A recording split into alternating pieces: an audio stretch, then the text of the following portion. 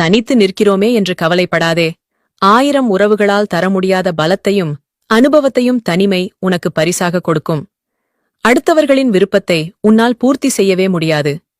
அடுத்தவர்கள் விரும்பியபடிதான் நீ பேச வேண்டுமென்றால் பொய்தான் பேச வேண்டும்.